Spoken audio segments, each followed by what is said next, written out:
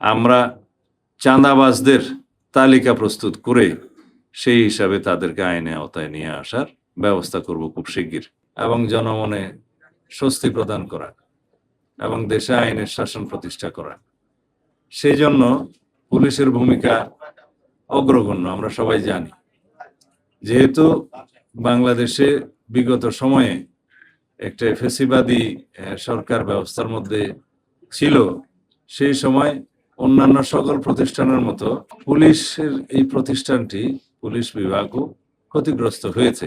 সেই জায়গা থেকে আমরা ক্রমান্বয়ে আজকের এই পর্যায়ে এসেছি, জনমনে যাতে এই আস্থাটা আমরা সৃষ্টি করতে পারি যে পুলিশের যে ঐতিহাসিক ভূমিকা ছিল সেই ভূমিকায় আমরা আবার অবতীর্ণ হয়েছি, এবং মানুষ যাতে মনে করে পুলিশ সত্যিকারভাবে জনগণের বন্ধু, এবং সেই হিসাবে আমরা পুলিশ ফোর্সকে পরিচালিত করব।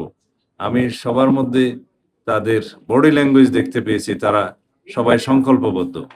দেশ ও জাতির কল্যাণে তারা যে কোনো রকমের ত্যাগ স্বীকার করতে প্রস্তুত, এবং তাদের প্রতিষ্ঠান হিসাবে তাদের কপালে যে অতীতে কালিমা লেপন করে দেয়া হয়েছিল, সেজন্য তারা নিজেরা দায়ী নয়।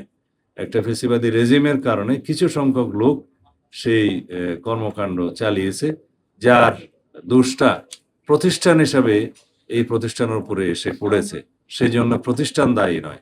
প্রতিষ্ঠান এমনভাবে আমাদেরকে দাঁড় করাতে হবে যাতে প্রাতিষ্ঠানিক সিস্টেমে সবাই কাজ করে, এখানে যেন কোনো ব্যক্তিতান্ত্রিক সিস্টেম গড়ে না ওঠে।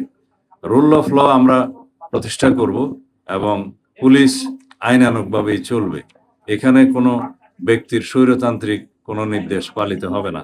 আইন যেভাবে বলে সেভাবেই যাবে, এবং ঊর্ধ্বতন কর্মকর্তাগণ সেইভাবে রেসপন্সিবিলিটির সাথে, অ্যাকাউন্টেবিলিটির সাথে সেই ডিপার্টমেন্ট পরিচালিত করবে। তারা সেই সংকল্প আজকে প্রকাশ করেছে। আমি তাদেরকে জনগণের পক্ষে বর্তমান সরকারের যে আইনের শাসন প্রতিষ্ঠার বিভিন্ন প্রতিশ্রুতি, সেগুলো স্মরণ করে দিয়েছি, এবং তাদের কাছে আমি আশা করি তারা জনগণের পক্ষে, দেশের পক্ষে সর্বোচ্চ ত্যাগ স্বীকার করে তাদের কাজ চালিয়ে যাবে। তো এইটা আজকের প্রধানতম আমাদের বক্তব্য ছিল। আমি তাদের বিভিন্ন সমস্যা, ডিপার্টমেন্টাল সমস্যা কি আছে, আমরা কি করতে পারি, কোথায় জনবলের সমস্যা আছে, ইকুইপমেন্টসের সমস্যা আছে ইত্যাদি জানতে চেয়েছি। তবে দুইটা বিষয়ে আমি অনুশাসন দিয়েছি যে আমরা খুব শিগগির দেশব্যাপী, বিশেষ করে ঢাকা থেকে আমরা শুরু করব, আমরা চাঁদাবাজদের তালিকা প্রস্তুত করে সেই হিসাবে তাদেরকে আইনে আওতায় নিয়ে আসার ব্যবস্থা করব খুব শিগগির।